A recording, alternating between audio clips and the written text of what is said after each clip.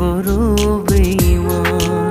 ও তুই বড় বেঈমান রে বন্ধু, তুই বড় বেঈমান।